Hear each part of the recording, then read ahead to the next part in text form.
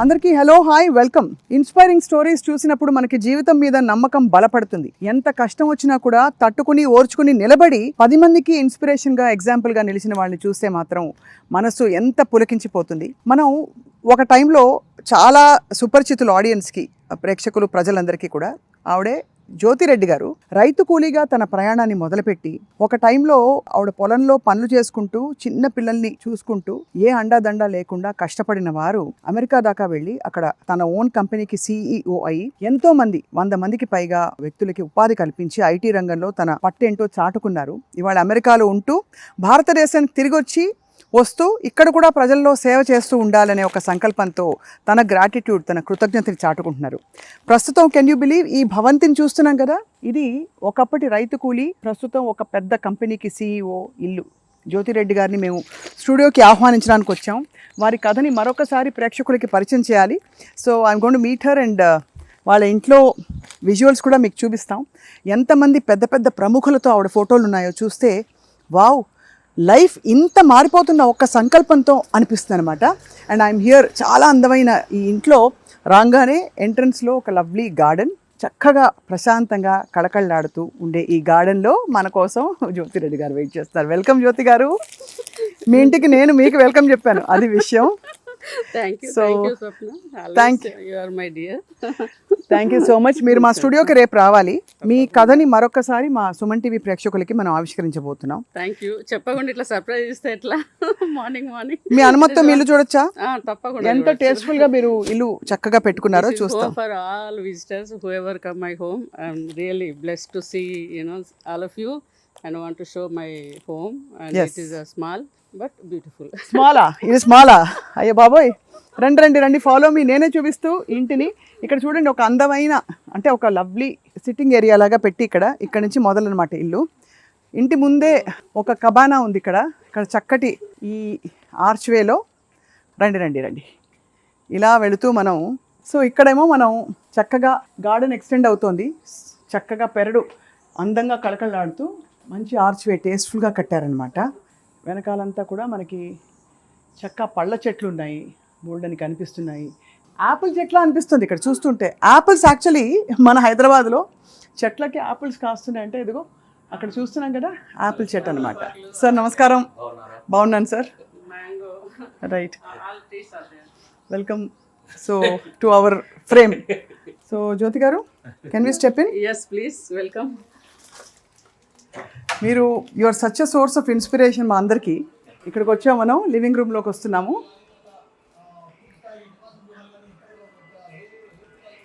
ఈ అవార్డ్స్ చూస్తేనే అర్థమైపోతుంది మనకి.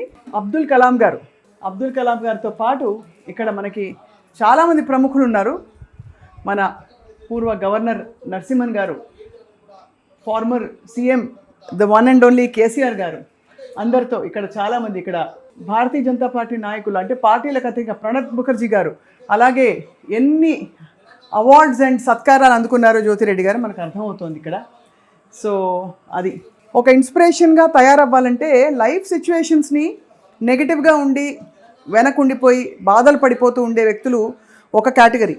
బాధలు నిజం కాదని అనట్లేదు, కానీ వాటిని అధిగమించి నేను ఇంకా ఏదో చేసి చూపిస్తాను అని ఆ పట్టుతోటి ఎలాగో అలాగే అమెరికా దాకా చేరారు జ్యోతిరెడ్డి గారు అప్పట్లో. ఆ తర్వాత అక్కడ కష్టాలు పడుతూ ఏవేవో ఎక్స్పీరియన్సెస్ అండర్గో అయ్యి వాటన్నిటిని పక్కన పెట్టి today she has her own company. America నుంచి 2 పిల్లల్ని చాలా బ్యూటిఫుల్గా సెటిల్ చేశారు. అండ్ వాటితో పాటు మనం చూసినందుకో పిల్లలు ఫోటోలు ఇక్కడ ఉన్నాయి, అందరి ఫోటోలు. సో అదనమాట. అండ్ ఇక్కడ చూస్తున్నాం మనం వాళ్ళ family photo. What a beautiful family. And ఇక్కడ నుంచి ఇంకా కొంచెం పర్మిషన్ తోటి మనం ఇంకొక లవ్లీ ఏరియా చూపించబోతున్నాం. రాగానే మనకి పూజ కనిపిస్తుంది ఇక్కడ. పూజతో పాటు ఇదిగో డైనింగ్ ఏరియా అండ్ కిచెన్.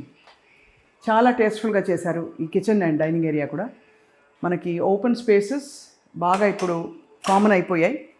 చూస్తున్నాం ఎక్కడ చూసినా కూడా మెమరీస్, జ్ఞాపకాల దొంతర్లు. వాటితో పాటు బ్యూటిఫుల్గా ఆవిడకి టైం టు టైం అందిన సత్కారాలు. కానీ ఇలాంటి ఒక లైఫ్ స్టోరీ విన్నామంటే మాత్రం ఎన్ని సత్కారాలు సరిపోవు అనిపిస్తుంది అనమాట. ఇన్ఫ్యాక్ట్ ఆవిడ స్టోరీని మరోసారి ఆవిష్కరించడానికే సుమన్ టీవీకి ఆహ్వానిద్దామని చెప్పి జ్యోతిరెడ్డి గారిని I'm here all the way. నేను చొచ్చుకొచ్చి దూసుకొచ్చేసాం అంతే. అది థ్యాంక్ యూ, సర్ప్రైజ్. సర్ప్రైజే అది. ఇక్కడ we have a beautiful living area చూస్తున్నాం.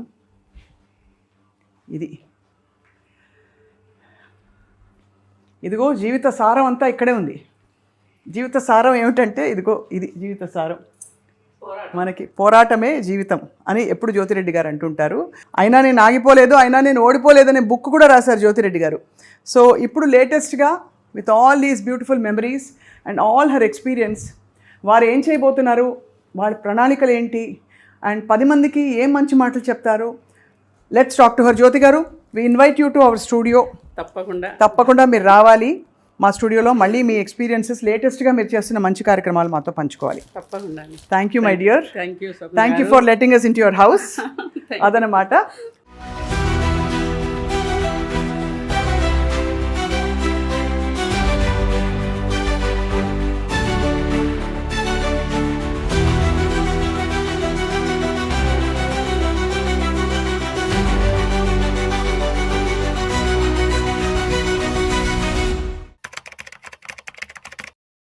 అందరికీ నమస్కారం and welcome to Suman TV. ఒక కథ చెప్తాను, వింటారా? ఎప్పుడో ఎన్నో ఏళ్ల క్రితం ఒక గ్రామంలో దాదాపు కూలి పని చేస్తున్న ఒక మహిళ 2 బిడ్డల్ని పెట్టుకుని చాలా కష్టపడి అసలు ఇల్లు ఎలా గడుస్తుందో తెలియని పరిస్థితి అనమాట. ఇంకా అక్కడ కష్టాల కడలి మనం చెప్పుకోవడానికి బోల్డ్ అని ఉంటాయి విషయాలు. అక్కడి నుంచి అకస్మాత్తుగా తన జీవితాన్ని తన చేతిలోకి తీసుకుని చదువుకుని అమెరికా దాకా వెళ్ళి ఏదో చిన్న కొట్లో ఉద్యోగం చేయడం అదేది కాదు.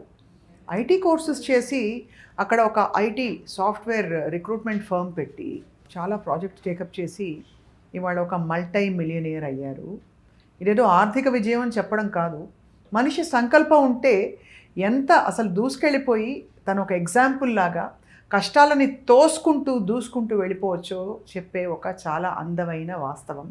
ఇది కథ కాదు. ఎన్ని జరిగినా తను ఓడిపోలేదు. తన కథని మీరు గతంలో చూసుంటారు, బట్ మళ్ళీ వినడం మనందరికీ అంత బాగుంటుంది. ఆవిడే జ్యోతిరెడ్డి దుడిపాల గారు.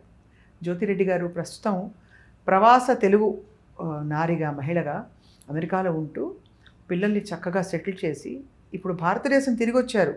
ఇంత కష్టాలు పడి ఎందుకు తిరిగి వచ్చావు అని అడగబోదు అవుతుంది కదా. ఓకే, కనుక్కుందా ఆవిడ మనతో ఉన్నారు ప్రస్తుతం. జ్యోతి గారు, వెల్కమ్. మీ కథ చెప్పినప్పుడల్లా ఎన్నిసార్లు 2-3 సార్లు నేను మిమ్మల్ని పలకరించాను on screen. But I'm so moved, my heart is filled with joy. And మీతో ఇంటరాక్ట్ అవుతున్న కొద్దీ మీ వ్యక్తిత్వం ఏంటో తెలుస్తోంది. Very happy to meet you. Thank you. Nice to meet you Swapna. Always you are the best. Thank you. ఇప్పటికీ నేను కళ్ళ నీళ్ళు వస్తున్నాయి చూడండి. ఫస్ట్ మనము రేడియోలో చేసాము, ఆ తర్వాత ఒక ఛానల్లో, టీవీ ఛానల్లో మిమ్మల్ని ఇంటర్వ్యూ చేశాను. ఇప్పుడు మళ్ళీ ఎందుకు అని అడిగితే నేను ఒకటే చెప్తాను, ఇంకా తెలియాల్సిన విషయాలు, అసలు ఏమిటి అంత పట్టుదల, ఎక్కడి నుంచి అంత పాజిటివిటీ వస్తుందో తెలుసుకోవాలని మాకు. కరెక్టే. అది పెరిగిందేమో అనాథాశ్రమంలో. మేము 5 పిల్లలు, అమ్మ నాన్నకు. నాన్న ఒక 22 గుంటల భూమి ఓనరు. 22 గుంటలు అంటే ½ ఏకర్ ల్యాండ్, వ్యవసాయదారుడు. సో 5 పిల్లలము, చాలాని జీవితం, బిలో పావర్టీ లెవెల్. నాన్నకు పిల్లల్ని మంచి స్టేజ్లో చూడాలని ఉంటుంది, కానీ సరైన సౌకర్యాలు ఇవ్వలేని పరిస్థితి పాపం. నాన్న వెంకటరెడ్డి, అమ్మ సరస్వతి. మాది ఊరు వచ్చేసి నరసింహులగూడెం. చాలాసార్లు చాలా ఇంటర్వ్యూలో చెప్పారు, కానీ చూసేవాళ్ళు మారుతూ ఉంటారు కాబట్టి. అవును. అండ్ మన పుట్టుపూర్వోత్తరాలు కూడా మారవు కదా, అవే చెప్పాలి కాబట్టి రిపీట్ అవుతుంది. బట్ స్టిల్ ఇట్ ఈజ్, ఇప్పుడు ఈ కాలంలో పిల్లలు ఊరికే వీక్ అయిపోయి చిన్న దానికే బలహీనం అయిపోయి ఆత్మహత్య చేసుకోవటం, రాంగ్ డెసిషన్స్ తీసుకోవటం. అదేంటి, ఆమె రైలు పట్టాల మీద 2 పిల్లల్ని తీసుకెళ్ళి చనిపోవటం, ఇలాంటివన్నీ చూసినప్పుడు ప్రాణం తరుక్కుంటుంది, భయం వేస్తుంది, బాధ అవుతుంది. అప్పుడు నేను గుర్తొస్తాను, అమ్మ ఎన్ని కష్టాలు ఉండే కదా. ఎన్ని కష్టాలు అంటే అసలు మామూలు కష్టాలు కాదు. ఒక గ్లాస్ పాల కోసం వెతుక్కునే పరిస్థితి నా పిల్లకు తాపిస్తానికి. మరి స్కూల్లో ఉన్నప్పుడు, నేను హాస్టల్లో ఉన్నప్పుడు అందరికీ కలిపి 60 మంది పిల్లలు, మేము ఆడపిల్లలు ఉండే బాలసదనం హన్మకొండ రెడ్డి కాలనీలో. అది మా రెగ్యులర్ బాత్రూమ్ కూడా కాదు, మామూలు బాత్రూమ్స్ ఒకటో రెండో ఉండే, దానికే పెద్ద క్యూ ఉండేది, 2 గంటల లైన్లో నిలబడాలి. బావిలో నీళ్లు తోడుకోవాలి, నీళ్లు తోడుకోవడానికి రాదు నాకు, నా శక్తి సరిపోయేది కాదు. ఆ నీళ్లు తోడుకోవడానికి కూడా చాలాసేపు క్యూలో నిలబడి ఎవరైనా హెల్ప్ చేసేదాకా ఆయమ్మ వచ్చేదాకా నిలబడి నీళ్లు తోడుకొని బాత్రూమ్ పోవాలన్నా కూడా చాలా కష్టంగా ఉండేది పరిస్థితి. దొడ్డు రవ్వ ఉప్మా చేస్తే అప్పుడు గోధుమ రవ్వ ఉప్మా, అందులో పురుగులు రవ్వ తేడా తెలిసేది కాదు, ఏరుకొని అవి పడేసేసి ఆ ఉప్మా తినేటోళ్ళం. ఎట్లా అంటే ఇక తినకపోతే మళ్ళీ పొద్దున్న దాకా ఏం దొరకదు, 5 పైసలు కూడా ఉండవు. అప్పుడు 5 పైసలు పెడితే పుల్ల ఐస్ క్రీమ్ వస్తుంది, మరి 5 పైసలు కూడా ఉండేటివి కాదు. అంటే అమ్మ వాళ్ళు పెంచలేక మీరు అనాథాశ్రమం వెళ్ళిపోయారా లేక ఎట్లా? నాన్న యాక్చువల్గా అయితే బాగా చదివించాలని అటువంటిది ఉన్నా కూడా మాకు ఊర్లో 3rd క్లాస్ వరకే ఉండే, 4th 5th పక్కకు కుండపర్తి అనే విలేజ్కి పంపించాలి, నర్సింహలో కూడా ఉంచి నడుచుకుంటూ పోవాలి, మధ్యలో ఒక చెరువు వస్తుంది. సో మేమంతా నడిచి వెళ్ళి అంత చదువుకునేంత లేదు. సో నాన్న డిసైడ్ చేసినారు ఏదన్నా హాస్టల్లో వేద్దామని. ఎక్కడికి వెళ్ళినా కూడా ఫీజు ఎక్కువ ఉండి ప్రైవేట్ హాస్టల్స్లో వేసే శక్తి లేక గవర్నమెంట్ హాస్టల్కి పోయి అడిగితే only semi orphan or orphan home, అది బాలసదనం. సో అది అక్కడ వేయాలంటే కంపల్సరీ ఆర్ఫన్ అని ఉండాలి. సో నాన్న ఏం చేశాడు, అమ్మ లేదు దాన్ని అబద్ధం చెప్పి అడ్మిషన్ చెల్లెకు నాకు ఇద్దరికి తీసుకొని ఇంటికి వచ్చి అమ్మతో ఈ విషయాలన్నీ ఏం చెప్పలేదు, మమ్మల్ని ఇద్దరిని తీసుకుపోయి హాస్టల్లో వేశారు. హాస్టల్ వేయడం అంటే ఏమన్నా ఇప్పటి లెక్క షాపింగ్ అదంతా ఉంటుందా, ఉన్న ఒక గుడ్డ సంచిలో 2 జతల బట్టలు 2 పుస్తకాలు వేసి గేటు దగ్గర వదిలేసినప్పుడు నాన్న ఏం చెప్పారంటే, నువ్వు అమ్మ ఉన్నది అని చెప్తే వాళ్ళు నిన్ను ఇంటికి పంపిస్తారు, నేను తీసుకెళ్ళాను, మీకు తిండి పెట్టే శక్తి నాకు లేదు కాబట్టి ఇక్కడ వేస్తున్నా అని చెప్తున్నాను. That was his situation, I can't blame it. But నాన్న చెప్పిందే బాగా గుర్తున్నది, నానంటే భయం, నానంటే గౌరవం. సో ఐ కంపల్సరీ నా పెయిన్ లోపల పెట్టుకొని 6 సంవత్సరాలు 5th క్లాస్ నుంచి 10th వరకు నేను ఉన్నా. నేను ఎక్కువ ఇంటికి వెళ్ళేదాన్ని కాదు. చెల్లెకి ఒకసారి టైఫాయిడ్ వచ్చి, లక్ష్మి చెల్లె పేరు, తను ఇంటికి వెళ్ళిపోయినారు. ఇంటికి వెళ్ళిపోయి ఇక రాలేదు, తను ఫీవర్ తగ్గినాక తను రాలేదు, బ్యాక్ పోనని చెప్పి అన్నే ఉండిపోయింది, నేను ఒకదాన్ని ఉండిపోయాను. ఈ సమ్మర్ హాలిడేస్ వచ్చినప్పుడు కూడా నేను వార్డెన్ ఇంట్లోనూ సూపరింటెండెంట్ వాళ్ళ ఇంట్లోనూ వాళ్ళకి ఏదైనా హెల్ప్ చేసుకుంటే అక్కడే హాస్టల్నే ఉండేదాన్ని. అందరు వెళ్ళిపోయేటోళ్ళు, ఒక 2-3 ఉంటారు, అసలే పేరెంట్స్ లేని వాళ్ళు ఒక 2-3 ఉండేటోళ్ళు, వాళ్ళతో పాటు నేను ఉండేదాన్ని. చాలా రేర్గా నేను ఇంటికి వెళ్ళేదాన్ని, ఎప్పుడన్నా ఒకసారి. సో దట్ వే హార్డ్షిప్ అంటే ఏందనేది నాకు అప్పటి నుంచే ఉన్నది. 9 ఫుడ్ తిని అక్కడే 5 ఏళ్ళు అలా పెరిగారు. అప్పుడు అమ్మ గుర్తొచ్చేదా బాగా? చాలా. ఇప్పుడు ఎప్పుడన్నా కష్టమైనప్పుడు హగ్ చేయటానికి ఎవరు ఉండరు కదా, మనల్ని ఎవరు దగ్గర తీసుకోరు. అండ్ ఏమనుకోకండి ఇది ప్రస్తావిస్తున్నానని, అదే టైంలో మీరు మెచ్యూర్ అయి ఉంటారు. నేను 9th క్లాస్లో ఉన్నప్పుడు నాకు మెచ్యూరిటీ వచ్చింది, తెలియదు అది మెచ్యూరిటీ అని. అక్కడ ఒక రావి చెట్టు ఉండే మా హాస్టల్లో, ఆ చెట్టు కింద కూర్చుంటే ఇసుకంతా తడిస్తే అప్పుడు గుర్తు. చెప్పేవాళ్ళు కూడా లేరు కదా? లేరు. మాకు వార్డెన్ ఉండే కానీ తను మధ్యాహ్నం తర్వాత ఇంటికి వెళ్ళిపోతారు, అక్కడ ఉండరు. సో 3-4 ఆ టైంలో ఇట్లా అయ్యేసరికి హాస్టల్లో శాంతి అక్క అని ఒక అక్క కొంచెం నన్ను ప్రేమగా చూసుకునేది, మామనూరు క్యాంపు నుంచి ఉండే తను. సో అక్కకు చెప్పిన నేను, అక్క నాకు ఇట్లా అవుతుంది అని అంటే, ఓ నువ్వు పెద్ద మనిషి అయినావు అని చెప్పి తీసుకెళ్ళి అది ఒక దగ్గర కూర్చోబెడతారు, అట్లా కార్యక్రమం అట్లా చేశారు. ఇక అక్కడ స్పెషల్ అంటూ ఏముండదు, ఇప్పుడు లెక్క అప్పుడు చికెన్ పెట్టుడు అట్లాంటివి కూడా లేదు, ప్రాపర్ ఫుడ్ ఉండదు, ప్రాపర్గా చెప్పులు ఉండవు కాళ్ళకు, స్కూల్ బ్యాగ్ ఉండదు. ఏదో గవర్నమెంట్ హాస్టల్ కదా, అప్పుడు ఇప్పటి లెక్క రూల్స్ మాట్లాడేటోళ్ళు అడిగేటోళ్ళు కూడా ఉండరు, ఏదో ఉన్నా తిన్నామా పోయినామా. నాకు బాగా గుర్తు, నవంబర్ 14th రోజు నేరేళ్ళ వేణుమాధవ్ గారు ఒక చాక్లెట్ ఇచ్చేటోళ్ళు అక్కడికి వచ్చి. ఆ కుకీ కోసము 14th నవంబర్ ఎప్పుడు వస్తుందని ఎదురు చూసేటోళ్ళు. ఆ శోభ గారు తను ఇద్దరు వచ్చేటోళ్ళు. ఆ రోజు ఒక చిన్న బ్లాంకెట్ కప్పుకోవడానికి, వింటర్ కదా నవంబరు, ఆ బ్లాంకెట్ కోసం ఆ చాక్లెట్ కోసం ఎదురు చూసేటోళ్ళు అందరం. ఇప్పుడు మీరు ఎప్పుడు అక్కడి నుంచి విడుదలయ్యారు, హాస్టల్ నుంచి బయటికి ఎప్పుడు వచ్చారమ్మా? నేను 85 నా మ్యారేజ్ అయింది. 84 రాగానే పెళ్లి చేస్తారు? రాగానే. అప్పుడు కూడా మీది ఎంత వయసు ఉంటుంది? పిన్నపిల్లే? 16, 10th అయిపోగానే. సో నాకు 15 ఎండింగ్ ఉంటుంది, ఒక క్లాసు మిస్ చేసిన నేను, కాబట్టి 15కి అయిపోయింది. అప్పుడు నాన్న సర్టిఫికెట్ల డేట్ ఏదో మేనేజ్ చేసి ఎగ్జామ్ రాపిచ్చారు, ఇంటికి వచ్చినాం. అయితే నేను వత్సలాదేవి గారి దగ్గర మా సూపరింటెండెంట్ ఒక 110 రూపాయలు తన దగ్గర అప్పడుకొని నాకు బైపీసీ చదవాలని ఉండే. నేను అడ్మిషన్ తీసుకున్నా ఆంధ్ర బాలిక కాలేజు వరంగల్లో, అక్కడ నేను అడ్మిషన్ తీసుకున్నా గర్ల్స్ కాలేజీలో. నాన్నకు ఆ విషయం తెలిసి బాగా కోప్పడి, అట్లా కుదరదు, నువ్వు బైపీసీ చదువుకుంటే నేను డాక్టర్ని తీసుకొచ్చి నీకు ఎక్కడ పెళ్లి చేస్తా, నాకు డబ్బులు లేవు, నేను ఫీజులు కట్టలేను, కుదరదని చెప్పి ఊర్లోకి తీసుకెళ్ళి పక్క ఊర్లో తిమ్మాపూర్ అని ఒక ఊర్లో స్కూల్ ఉంటుంది, ప్రైవేట్ స్కూల్. ఆ ప్రైవేట్ స్కూల్లో 150 రూపాయలకు 140 రూపాయలకు అక్కడ ఉద్యోగులు పెట్టించారు. ఆడ చదువుకునేటప్పుడు ఈ సంబంధం వచ్చింది, పెళ్లి చేస్తారు. నా పెళ్లి చేశారు. దూర బంధువులు వాళ్ళ ఇంట్లో ఎవరో ఒక అబ్బాయి తప్పిపోతే వాళ్ళు వెతుక్కుంటూ అక్కడికి వచ్చి ఈడ సరస్వతి బిడ్డ అంటే బంధువులు, అమ్మకు అన్న కొడుకు, ఈయన పెద్దమ్మ కొడుకు. సో అక్కడికి రావటం వల్ల అప్పుడు చెల్లె నాకన్నా హైట్ ఉంటుంది, నాకన్నా కొంచెం హెల్దీగా ఉంటుంది తను. సో చెల్లెకి ముందు పెళ్లి చేద్దాం, నాకు వద్దు అని నేను చెప్పిన. వాళ్ళు వచ్చిన వాళ్ళు చెల్లెను చూశారు, నన్ను చూశారు. ఇంటికి పోయి పెద్దవని చేసుకుంటాం, చిన్న వద్దు అని అంటే నాన్న వెళ్ళి మాట్లాడి పెళ్ళి ఓకే చేసుకొని జేబులో 500 ఉంటే పెట్టి టవల్ కప్పి మా పిల్లని మీకు ఇస్తున్నామని చెప్పేసి వచ్చారు. వచ్చి అమ్మతో చెప్తుంటే నేను విన్నా. అమ్మ నాకు ఇప్పుడే పెళ్ళొద్దు, నేను చదువుకుంటానంటే అట్లా కుదరదు, నాన్న చెప్పినట్టు వినాలని. ఇక మా నాన్న కోపం వచ్చి అమ్మని తిడుతుండే, ఎదురు మాట్లాడతారా నాకు ఎదురు చెప్పేటోళ్ళ లైన్లో, మీకు తెలుసా నాకు తెలుసా అని చెప్పి. ఈ గొడవ అంతా ఎందుకు సపరేట్గా పెళ్లి చేసుకుంటే అయిపోతుంది. పెళ్ళి అయిపోయింది. ఇంపార్టెంట్ విషయం ఏంటంటే ఇమ్మీడియట్గా ఫస్ట్ మ్యారేజ్ డే వరకు ఒక అమ్మాయి, సెకండ్ మ్యారేజ్ డే వరకు ఇంకొక అమ్మాయి, అంతే. 17th year 18th year. Honestly చెప్పాలంటే ల్యాక్ ఆఫ్ నాలెడ్జ్. అంటే వరుసగా 2 పిల్లలు పుట్టేశారు.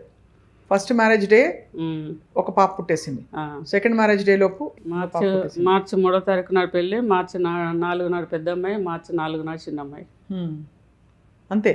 మార్చే ఇద్దరు మార్చి సేమ్ డే అది కూడా. 2 పిల్లలు. ఏం చేయాలో తెలియదు, ఎట్లా చేయాలో తెలియదు. పెద్ద అమ్మాయి పుట్టినప్పుడు సంపాదించేవారు కాదా? వ్యవసాయమే అంతా వాళ్ళది, జాయింట్ ఫ్యామిలీ, బ్రోకెన్ ఫ్యామిలీ. మా మామయ్యకి ఇంకో వైఫ్, తను అక్కడే ఉండేవాళ్ళు, ఇక్కడికి వచ్చేటోళ్ళు కాదు. వీళ్ళు 4 పిల్లలు, ఇంకా వీళ్ళ సిస్టర్కు పెళ్లి కాకుండా ఇంట్లోనే ఉండే. వీళ్ళది కూడా అంత బ్రోకెన్ ఫ్యామిలీ, చిన్న ఫ్యామిలీ, పెద్దగా ల్యాండ్స్ అట్లా ఉన్నోళ్ళు కాదు. వ్యవసాయ కుటుంబం, వ్యవసాయం చేయాలి. సో అట్లా సరిపోవు కాదు డబ్బులు కాదు. ఇక పెళ్ళైనాక 6 నెలలకే నేను పొలానికి పోవాల్సి వచ్చింది, పని చేయాల్సి వచ్చింది. పని చేసుకుంటా ఈ ప్రెగ్నెంట్తో ఉన్నప్పుడు సమ్ హెల్త్ ఇష్యూస్ వచ్చినాయి. మాల్ న్యూట్రిషన్, ఫుడ్ ప్రాపర్గా లేక, చిన్న వయసు, ప్రెగ్నెన్సీ అదంతా అయ్యి నేను హాస్పిటల్లో, గవర్నమెంట్ హాస్పిటల్లో వరంగల్లో మార్కెట్ దవాఖానలో 2 months ఉన్నా ప్రెగ్నెంట్తో. వాళ్ళు అయితే తల్లి చచ్చిపోతా లేకపోతే పిల్ల చచ్చిపోతుంది అని చెప్పిళ్ళు. అట్లా బాగా కండిషన్ బాగాలేకుండే, హై బీపీ ఉండే, 230/120 100 అట్లా ఉండే. అది తగ్గేదాకా వాళ్ళు కంట్రోల్ చేసి ఓన్లీ రోజు పాలకూర, లేకపోతే కొంచెం రైస్, లేకపోతే కొంచెం గోధుమ ఉప్మా అట్లాంటివి ఇచ్చి ఆ హాస్పిటల్లో మొత్తం కంట్రోల్ అయినాక డెలివరీ చేసిళ్ళు. ఫార్చునేట్లీ పాప పుట్టింది, కానీ 3 days తను ఇంక్యుబేటర్లో పెట్టారు, MGMలో. And then she's okay. Like that life. అలా అంత కష్టాలు పడుతూ మీరు సడన్గా కట్ చేస్తే అమెరికాలో ఎలా ల్యాండ్ అయ్యారు? మీరు గతంలో చెప్పారు, బట్ ఆ తర్వాత ఏమైందంటే నేను గూడెంలో మా ఇంట్లో 3 months ఉన్నా. 3 months తర్వాత మళ్ళీ చిన్న ఫంక్షన్ ఏదో చేసి పంపిస్తారు కదా, అప్పుడు 21 ఫంక్షన్ చేసి పంపించారు. పంపించిన తర్వాత again 4th month of baby I got pregnant అని కూడా తెలీదు నాకు. నేను చాలా ఐ థింక్ 42 kgs వెయిట్. నేను పిల్లని తీసుకొని టీకా కోసం పరకాల, మా దగ్గర టౌన్ చిన్నది, అక్కడికి హాస్పిటల్కి వెళ్తే బిందు అని డాక్టర్ ఆమె చూసి గుర్తుపట్టింది. అగైన్ యు ఆర్ ప్రెగ్నెంట్ ఉన్నట్టున్నది, చెక్ చేస్తానని ఆమె నన్ను కూడా చెక్ చేసింది. చెక్ చేస్తే అగైన్ ప్రెగ్నెన్సీ. అసలు నాకు అబార్షన్ చేయండి అది అని చెప్పి ఏడుస్తుండే. ఆమె అన్నది, లేదు నీకు ఫిజిక్గా బాడీ సపోర్ట్ చేయదు, you have to give birth, తప్పకుండా పాపను కానేసేయాల్సిందే, బాబు అయినా పాప అయినా. అప్పుడు చెప్పారు కదా ఎవరని. So I force to give a birth to my second baby. She's Bindu. Now she's in అమెరికాలో చక్కగా సెటిల్ అయ్యి చక్కగా చదువుకుని సాఫ్ట్వేర్ ఇంజనీర్, అక్కడే చదువుకున్నారు అండర్గ్రాడ్ అమెరికాలో. అసలు ఊహిస్తారా ఎవరైనా చూస్తే కట్ చేస్తే మీ జీవితం మారిపోయి ఒకటి అష్టైశ్వర్యాలు మీ సొంతం కావడం? అంటే మీకు కేవలం డబ్బు మాత్రమే కాదు, విజయం చూశారు, 10 మందికి ఉపాధి కల్పించారు, ఒక ఎగ్జాంపుల్గా నిలిచారు, సత్కార సన్మానాలు అందుకున్నారు. అసలు ఇంకేం చెప్పాలి జ్యోతి గారు? ఇదంతా ఆశ్చర్యం అనిపిస్తుంది నాకు కూడా, అప్పుడప్పుడు కలగానే అనిపిస్తుంది. కానీ ప్రతి దినం ఈ రోజు వరకు కూడా ప్రతి దినం కూడా ఒక ఎక్సర్సైజ్, ప్రతి దినం కూడా ఒక ప్లానింగ్, ప్రతి దినం కూడా ఒక ఘట్టం. నాకు ఆనెస్ట్ చెప్తున్నా, డబ్బు సంపాదిస్తే, హోదా సంపాదిస్తే సరిపోదు, దాన్ని కాపాడడానికి కూడా చాలా కష్టపడాల్సి వస్తుంది. నా పిల్లలు పుట్టిన తర్వాత ఆ ఊర్లో పొలంలో పనిచేసేటప్పటికే సంఘర్షణ ఉండేది. నా మనసుకి, శరీరానికి, నా పరిస్థితులకు మ్యాచ్ అయ్యేది కాదు. నా బ్రెయిన్ ఏమో ఎక్కడో ఉండేది. ఆనెస్ట్ చెప్పాలంటే కలాం గారు చెప్పినట్టు 11 నుంచి 16 సంవత్సరాల మధ్య వ్యక్తిత్వం అంతా ఫౌండ్ అవుతుంది మొత్తం. అవును అవును. అప్పుడు ఏదైతే ఆలోచన ఉంటుందో, అప్పుడు ఏదైతే చేయాలనుకుంటారో అది లైఫ్లో జరుగుతుందంట కంపల్సరీ. అవును, మొత్తం కాకుండా 70% అది జరుగుతుందంట. తను చెప్పారు. తను పర్సనల్గా కలిశాను కలాం గారిని 3-4 టైమ్స్ కలిశారు. కలాం గారు చెప్పారా కలాం గారికి? నా బుక్ ఇచ్చాను, అటెంప్ట్ నాట్ డిఫీటెడ్, నాది ఇంగ్లీష్ బుక్ ఇస్తే చివరి పేజీలో, కవర్ పేజీలో 4 ఇన్సిడెంట్స్ రాసి ఉంటాయి. ఆ ఇన్సిడెంట్స్ చదివి ఐసా లోగోన్ చాయే హమారకు కిధర్ మిల్ గయా ఏ జ్యోతి బహన్ అని చెప్పారు, అడిగారు. అమెరికా నుంచి మేము లీడ్ ఇండియా 2020 లీడ్ చేయడానికి అక్కడికి వెళ్ళినప్పుడు అక్కడ ఆచార్య గారు ఉండే, మా దగ్గర నుంచి కిషన్ గారు అని, తను ఇప్పనపల్లి గారు, అతను వెళ్ళి పరిచయం చేసినప్పుడు way did you found this women, great women. నేను ఇక్కడ కింద కూర్చొని ఫోటో తీసుకుంటే వద్దు, నువ్వు ఇక్కడ కూర్చోమని చెప్పి పక్కకు కూర్చోబెట్టించి ఫోటో తీపిచ్చారు, బహెన్ అని. ఆ తర్వాత మళ్ళీ అమెరికాకు వచ్చారు. తను అమెరికాకు వచ్చినప్పుడు అక్కడ కూడా we have done so many programs. And Ippanapalli గారు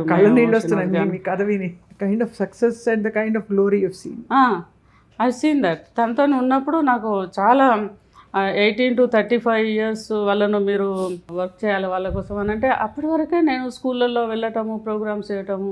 నాకు కలాం గారు పరిచయం అయ్యేటప్పటికే కొంచెం నేను ఆ లైన్లో ఉన్నాను. నాకు పిల్లలు సెటిల్ అయిన తర్వాత లోన్లీనెస్ వచ్చింది. పిల్లలు నా మీద డిపెండ్ అయినప్పుడు నేను ఫుల్ బిజీ ఉండే, ఎందుకంటే వాళ్ళే ప్రపంచం మీకు. వాళ్ళే ప్రపంచం. అక్కడికి వెళ్ళి మరి స్కూల్కి ఎప్పుడు వెళ్ళారు మళ్ళీ బ్యాక్ టు స్కూల్?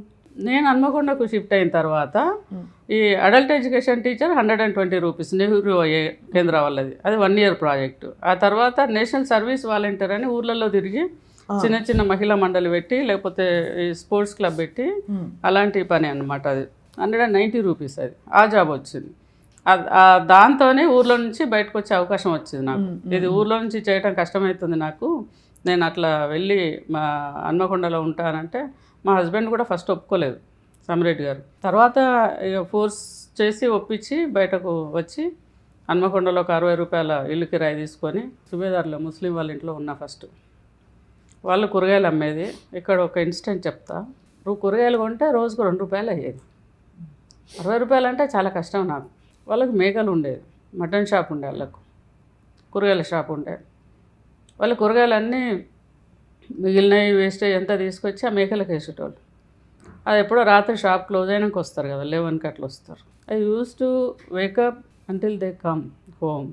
11కి వాళ్ళు వచ్చి మేకలకు వేసి వాళ్ళు కాలు చేతులు కడుక్కొని అన్నం తిని పడుకునేదాకా వెయిట్ చేసి, నేను పోయి కొన్ని కూరగాయలు ఏరుకొని వచ్చి పొద్దుటి కోసం పెట్టి, మళ్ళీ పొద్దున వాళ్ళు చూస్తే గుర్తుపడతారేమో, అటు ఇటు తిరుగుతారు కదా, రాత్రే వంట చేసి పెట్టి పడుకునేదాన్ని. Life taught me lot. ఎట్లా అంటే ఈ పూట గడవాలే, పిల్లలకు కడుపు నిండా భోజనం పెట్టాలి, నాకు అంతే తెలుసు. పిల్లల్ని హ్యాపీగా ఉంచాలి, హెల్తీగా ఉంచాలి, అంతే తెలుసు. నేను ఇదంతా చేసేటప్పుడు సమిరెడ్డి గారు ఊర్లో ఉండే, మా తమ్ముడు విష్ణు ఉండే నా దగ్గర, వాడు 5th క్లాస్, వాడికి భోజనం పెట్టాలి కదా. సో అట్లా చేసేటప్పుడు నా దగ్గర ఏం లేదు, ఓన్లీ ఒక ధైర్యం, విల్ పవరు, చేయగలన నమ్మకం నా మీద, అంతే. అంతే. మీకు బ్యాడ్ నెగిటివ్ థాట్స్ రాలేదు? లేదు, నాకు థాట్స్ లేవు, చెప్పుకోవడానికి ఎవరు లేరు, అంత ఫ్రీడమ్ లేదు. ఇప్పుడు నేను అమ్మ నాన్న దగ్గర లేను కదా చిన్నప్పుడు. నేను ఈ కష్టం రాగానే ఉరికిపోయి చెప్పి ఏడ్చేంత చనువు లేదు నాకు. నాన్న రిసీవ్ చేసుకుంటారు కదా, నీకు పెళ్ళి అయిపోయింది, బాధ్యత అయిపోయింది అన్నట్టే చెప్పిండు తను. నేను ఎప్పుడో ఇంట్లో బియ్యం లేకుంటే బియ్యం, పప్పులు, ఉప్పులు తీసుకొద్దామని పోతే, నువ్వు ఊరికి వచ్చి అదొకటి ఇదొకటి అడగకు, నాకు ఇక్కడ ఇబ్బంది ఉన్నది, నీకు పెళ్ళి అయిపోయింది, నేను నువ్వు చూసుకోమని చెప్పిండు నాన్న. అప్పుడు నాకు చాలా కష్టంగా, చాలా కోపం వచ్చింది. కానీ ఆయన సిచ్యువేషన్ అట్లనే ఉన్నది. సో నాది నేనే గడపాలి, నాది నేనే బతకాలి, నాది నేనే చేయాలనేది నాకు అర్థమైంది. ఇక నో వన్ ఈజ్ దేర్ అని. ఇక అమ్మ నాన్న కన్నా ఎక్కువ ఎవరు ఉంటారు? ఇక సమిరెడ్డికి నాకు నేను చెప్పి ఏడ్చుకునేంత, నువ్వు చెయ్యి అని చెప్పేంత ధైర్యం కానీ, లేకపోతే లొల్లు పెట్టుకునేంత అది కానీ, లేకపోతే బతిలాడేంత కానీ, లేకపోతే చనువు కానీ అది లేదు. ఊర్లో ఉంటారు, తను నాకు తనకు ఏజ్ గ్యాప్ ఎక్కువ, ఆయనకు కూడా అంటే ఎంత లౌక్యం తెలియదు, ఏదైనా చెప్తే కోపం వచ్చేది పట్టుగానే. ఆ ఫ్రీడమ్ పోయింది, చెప్పే ఫ్రీడమ్ పోయింది. ఆ తప్ప రైట్ అని అంటే నాకు తెలియదు, కానీ అట్లనే గడిచింది. ఇక ఎప్పుడైతే డిసైడ్ అయినో నేనే చదువుకోవాలి, నేనే ఏదైనా చేయాలి. ఈ మధ్యలో పూట గడవడానికి కష్టమయ్యేది. మళ్ళీ లైబ్రేరియన్, ఇది 1 year ప్రాజెక్టే. అది అయిపోయిన తర్వాత లైబ్రేరియన్గా జనశిక్షణ నిలయమని గిరిమాజ్పేట అక్కడ వరంగల్లో. చేయని ఉద్యోగం లేదు మీరు? లేదు. బండ ప్రకాష్ గారని మా సూపరింటెండెంట్ వత్సలాదేవి గారికి పరిచయం. తను అబ్బాయిను తను క్లాస్మేట్స్, తను రికమెండ్ చేస్తే వెళ్ళి అడిగితే ఉద్యోగం పడితే ఆ జనశిక్షణ నిలయం డిఆర్డిఏ వాళ్ళ ప్రాజెక్ట్ అది. మధ్యాహ్నం పూట మహిళలు చదువుకోవడానికి ఎంకరేజ్ చేయడానికి ఆ లైబ్రరీ. వరంగల్ దాకా వెళ్ళి చౌరస్తాలో దిగి సుబేదారికి నడవాలి అని అంటే కొంచెం టైం, బస్సు అక్కడికే వస్తాయి. అక్కడ నుంచి అక్కడికి నడవాలంటే అర్ధగంట పడుతుంది. మళ్ళీ ఏదైనా ఆటోనో మళ్ళీ ఏదైనా తీసుకోవాలంటే ఆటోన అవుతుంది. ఆటోన ఎందుకు ఖర్చు పెట్టాలి అని చెప్పి నడుచుకుంటూ పోయేదాన్ని.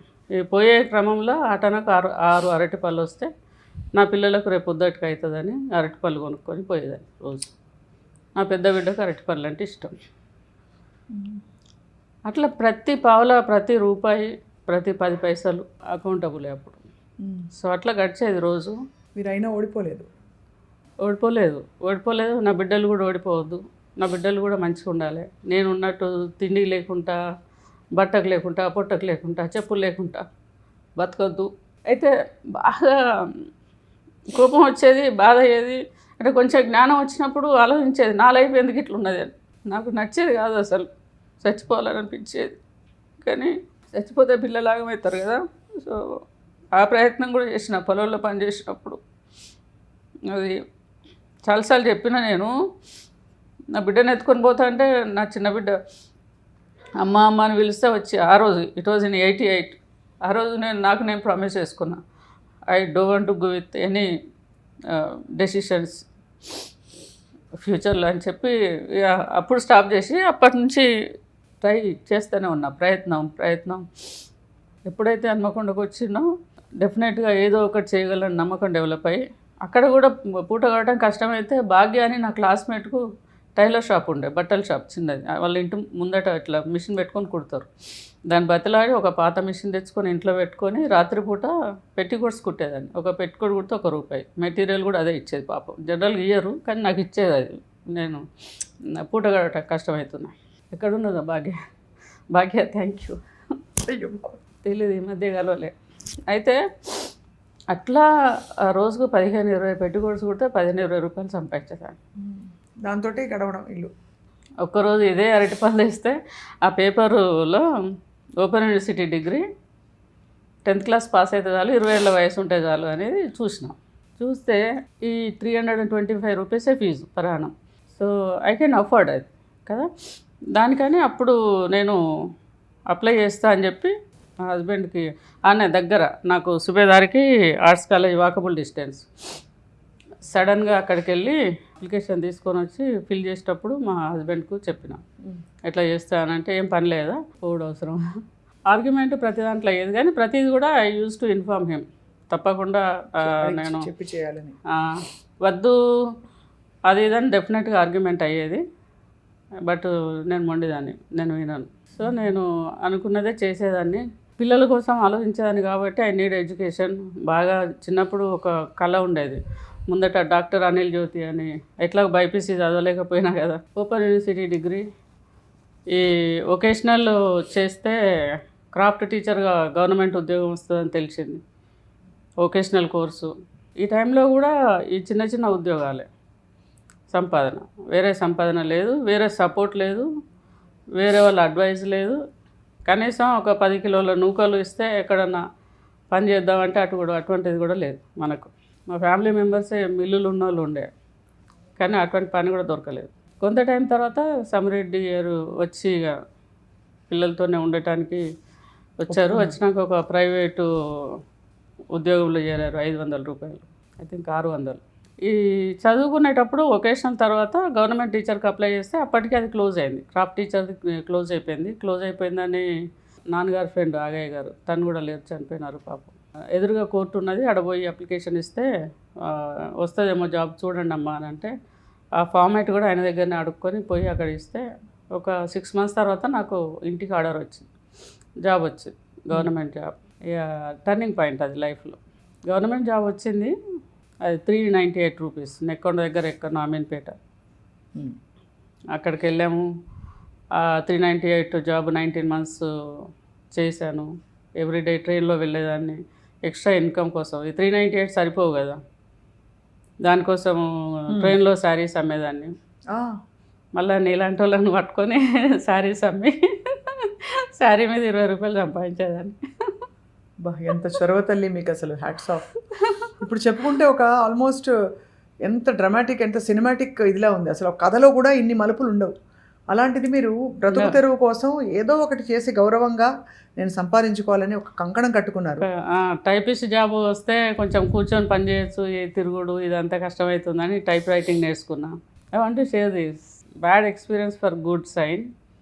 నేను పొద్దున్నే టైప్ ఇన్స్టిట్యూట్లోకి పోతే నా వేషం చూసి, ఇక నేను పొలంలో పనిచేసిన కదా, గలీజ్గా ఉండే చూసడానికి. పోతే వాళ్ళు నన్ను చూసి, నేను రూమ్ ఊడ్చడానికి వచ్చిన అనుకొని ఊడ్చేసిపో తొందరగానే, వాళ్ళు బయటకు పోయి నిలబడ్డారు. వాళ్ళ స్టూడెంట్స్ 10 మంది ఉంటారు. లేదు నేను నేర్చుకోవడానికి వచ్చిన మీ లెక్కనే అని అంటే, వాళ్ళు నన్ను చూసి నవ్వి, చెప్పినవు తీయమ్మా ఊడ్చుకొని పోవాలి. ఇప్పుడు అలాంటి 100 మందికి మీరు ఉద్యోగం ఇచ్చే పరిస్థితికి చేరారు. 100 ఏంటి, ఇంకా ఎక్కువే. కానీ టైప్ రైటింగ్ నేర్చుకొని నేను కాకతీయ యూనివర్సిటీలో అప్లై చేసినా కానీ రాలే నాకు. అప్పుడు నన్ను అన్నారు, ఫార్వర్డ్ క్యాస్ట్ కాబట్టి లేదు, అవకాశం 2-3 ఉన్నాయి, అవి అయిపోయినాయి అని చెప్పి రాలేదు నాకు. కానీ ఈరోజు ప్రౌడ్ మూమెంట్ ఏంటంటే, కాకతీయ యూనివర్సిటీలో ఇంగ్లీష్ టెక్స్ట్ బుక్లో at I M not defeated lesson ఉన్నది 14 నుంచి. అద్భుతం చూడండి. అదే at I M not defeated lesson. ఎక్కడి నుంచి ఇదంతా? అఫ్ కోర్స్ మీ సంకల్ప బలం చాలా గట్టిది. మీరు ఎంత మీరు అంటే ఒక ఆడపిల్లకు ఉండవలసిన బాధలు, ఎమోషన్స్ అన్నీ ఉన్నాయి. ఇప్పుడు మీరు అమెరికా వెళ్ళడం అనే మలుపు, అఫ్ కోర్స్ కొంత నాకు ఇంకా గుర్తు, మీరు లాస్ట్ టైం చెప్పినప్పటిది. అక్కడికి వెళ్ళి ఎలాంటి కష్టాలు పడ్డారు, ఎలా ఎక్కడెక్కడ తలదాచుకున్నారు అని. బట్ ఆ పెద్ద సక్సెస్ మీరు ఎప్పుడు చూసారు అమెరికాలో ఫస్ట్? ఈ జాబ్ వచ్చినాక రెగ్యులర్ అయింది నాకు. 95లో రెగ్యులర్ టీచర్ అయింది. రామకృష్ణాపూర్లో చేస్తుండే జాబ్. 4 years జాబ్ చేసిన. టీచర్గా చేసినప్పుడు I was into union, teachers union ఏపీటీఎఫ్లో ఉండే, మండల్ ప్రెసిడెంట్ ఉండే. బాగా అగ్రెసివ్ ఉండే. ఈ సాయంత్రం పూట టైం వేస్ట్ అవుతుందని చిట్టీలు నడిపేదాన్ని, పార్ట్ టైం చిట్టీలు. అందులో డబ్బులు జీతానికన్నా ఎక్కువ సంపాదించేదాన్ని. పిల్లల్ని పొద్దున్న స్కూల్లో డ్రాప్ చేసిపోయి లూనా కొనుక్కున్నా. ఫస్ట్ లూనా మీద పిల్లల్ని ఆడ డ్రాప్ చేసిపోయేదాన్ని. మళ్ళీ వచ్చేటప్పుడు తీసుకొని వచ్చేదాన్ని. వచ్చే వాళ్ళని ట్యూషన్లో వదిలేసి చిట్టీల పైసలు వసూలు చేసుకోండి. ఇక అట్లా. అండ్ ఎడ్యుకేషన్ కూడా స్టాప్ చేయలేదు. కాకతీయ యూనివర్సిటీలో మాస్టర్స్ చేసినాను, ఎంఫిల్ అప్లై చేసిన, పిహెచ్డి కూడా నాకు తర్వాత అమెరికా పోయిన తర్వాత పిహెచ్డి అడ్మిషన్ వచ్చింది. రాములు గారు నా గైడు అక్కడ. కానీ పిహెచ్డి కాకతీయ యూనివర్సిటీలో చేయలేదు. నేను కేప్టౌన్ యూనివర్సిటీలో అడ్మిషన్ తీసుకున్నా. అక్కడ కూడా ఇన్కంప్లీట్ ఉన్నది, ఇప్పుడు ఇంకా చేయలేదు. ఈ 97లో మా కజిన్ ఒక ఆమె అమెరికా నుంచి వస్తే ఆమెను చూసి, ఆమె స్టైల్ చూసి, ఆమె ఖర్చు పెట్టే విధానం చూసి, నల్ల కళ్ళద్దాలు పెట్టుకొని అట్లా చూసి నేను కూడా అద్దాలు పెట్టుకొని కారు నడవ. చిన్న కోరిక కానీ ఒక పెద్ద విజయం సంపాదించి పెట్టింది అది. ఇవాళ టుడే జ్యోతి గారు silly but that is true. తనని చూసి తననే అడిగి ఇట్లా వస్తే సక్సెస్ అవుతా అంటే, maybe you will success because ఎక్కడో పొలంలో పనిచేసిందని ఇలా వచ్చి. అప్పుడు నేను కంటికొండ కొనుక్కున్నా. ఓ మస్తు స్టైల్ కొట్టేదాన్ని, అద్దాలు పెట్టుకొని స్టైల్ కంటికొండ నడుపుడు అట్లా. కానీ అట్లా లక్షల రూపాయలు ఇట్లా ఖర్చు పెడతా అంటే చూసి షాపింగ్లో, అంటే మనం అమెరికా పోతే మనం కూడా ఇట్లా సంపాదించవచ్చు అని. ఇక్కడ 5,500 వచ్చేది నా జీతం. సో అదే మీకు 10 పైసల నుంచి ఎంత పెద్ద జంపు, చాలా పెద్ద జంప్. అదే కాదు, 398 చాలా హ్యూజ్ మనీ నాకు. స్టార్టింగ్లో 120 రూపాయలే హ్యూజ్ మనీ నాకు. ఎందుకంటే 120 రూపాయలు నాకు కావాలంటే అయితే అత్తగారిని అడుకోవాలి, లేకపోతే హస్బెండ్ని అడగాలి, లేకపోతే బావని అడగాలి, లేకపోతే పోయి మా నాన్నని అడగాలి. మా నాన్న అయితే ఇయ్యనని చెప్పారు ఓపెన్గానే, నాకు ఇంకా బాధ్యతలు ఉన్నాయని. So it was very huge thing for me. పెద్దగా అమ్ముకుందామనంటే మన దగ్గర బంగారం కూడా లేదు. సో జీరో, అసలు హోపే లేదు. అక్కడ మనకు అవకాశం లేదు, కొట్లాడటానికి కూడా అవకాశం లేదు. పాపం ఆయన కూడా ఏం చేయలేడు, నాకు తెలుసు. పొద్దంతా పని చేస్తే పొలంలో ఏదో 5-10 బస్తాలు పడితే అది వాళ్ళకు గడవటానికే సరిపోతుంది అంతే. ఇద్దరు లేరు, అమ్మ నాన్న చనిపోయినారు. ఆ నాన్న ముందు చనిపోయినారు, అమ్మ మొన్న 2021 చనిపోయినారు. అయితే అమెరికాలో మీరు చూసిన బిగ్గెస్ట్ మనీ ఎప్పుడు జరిగింది అది? అంటే ఇక్కడ నుంచి నేను ఫస్ట్ అమెరికాకు పోవాలని ఆలోచన వచ్చినప్పుడు దానికోసం మళ్ళీ సాఫ్ట్వేర్ కోర్సెస్ నేర్చుకొని ఇక్కడ మాస్టర్స్ అయిపోయింది కదా, సాఫ్ట్వేర్ పీజీడీసీ చేశాను. తర్వాత ఇక్కడ హైదరాబాద్లో హిమాయత్ నగర్ వచ్చి, హిమాయత్ నగర్లో విసిఎల్ కంప్యూటర్స్ అని ఉండే అప్పుడు, we are talking about year of 99-98. అక్కడ కొంచెం కోర్సెస్ నేర్చుకొని ఈమెయిల్ ఐడి క్రియేట్ చేస్తేనే మస్తు మనకి ఇంగ్లీష్ మస్తు తెలిసిపోయింది అంత పోజులు. అక్కడ దిగినాక తెలిసింది మనకేం రాదు అని. మనకేం రాలేదు, ఇప్పుడు నేర్చుకోవాలని స్టార్ట్ అయింది. అయితే ఫస్ట్ 2 times నేను H1 అప్లై చేసినా కానీ అన్ఫార్చునేట్లీ నాకు H1 రాలేదు, రిజెక్ట్ అయింది. అక్కడ ఒకసారి రిజెక్ట్ అయింది, ఇక్కడ ఒకసారి రిజెక్ట్ అయింది. అయినాక మళ్ళీ మా ఫ్రెండ్, నా కొలీగ్ శ్రీరంజని అని ఉండే, దానికి వాళ్ళ అన్నకు కంపెనీ ఉండే, వాళ్ళ అన్న శ్రీకాంత్ గారు లేరు ఇప్పుడు, పాపం హార్ట్ అటాక్ వచ్చి చనిపోయినారు. అయితే తను ద్వారా మళ్ళీ అప్లై చేస్తే అది కూడా పోయింది. పోయిన తర్వాత వాళ్ళ అమ్మ నాన్న దగ్గరికి పోయి ఇక్కడ బతిలాడిన పర్కాల్లో, నాకు ఇట్లా విజిటర్ వీసా ఉంటుందట, ఇప్పించండి, కొంచెం హెల్ప్ చేయండి అని అంటే ఆ వీసా వస్తే ఆ వీసా మీద అమెరికాకు స్టాంపింగ్ అయినాక that is again new chapter. ఎట్లా అమెరికాకు పోవాలనే దాంట్లో అది సక్సెస్ అయినా. తయారైనాక అంతా అయిపోయిన తర్వాత మా హస్బెండ్ పోవద్దు అంటాడు, దానికి మళ్ళీ ఒక పెద్ద యుద్ధం. ఇప్పుడు ఎంత సంతోషపడి ఉంటారు మిమ్మల్ని చూసి. అంతే కదా, ఎక్కువ ఎంజాయ్ చేసేది ఆయనే కదా. అయితే ఇప్పుడు ఇక అక్కడికి వెళ్ళిన తర్వాత అమెరికా అనగానే ఇక్కడ నుంచి స్వర్గం లెక్క ఊహించుకుంటాం కాదు, అబ్బా చాలా కష్టమైన పని. ఇక్కడ మనము ఎవరు లేకున్నా ఏదో అట్లా బతికేయచ్చు, ఓ రోజు ఉన్నా లేకున్నా బతికేయచ్చు, ఓ ఇల్లున్నా లేకున్నా బతికేయచ్చు, ఎట్లనో ఒకట్లా బతికేయచ్చు ఇక్కడ కదా. అక్కడ అట్లా బతకలేం కదా, ఎట్లనో అట్లా బతకలేము. అక్కడ కంపల్సరీ రూల్స్ రెగ్యులేషన్స్, పని సంపాదన ప్రతి తెలిసి ఉండాలి. ఇంటికి నెల గడిస్తే 10 బిల్లులు వస్తాయి, మనమే కట్టుకోవాలి. So it is not so easy కదా.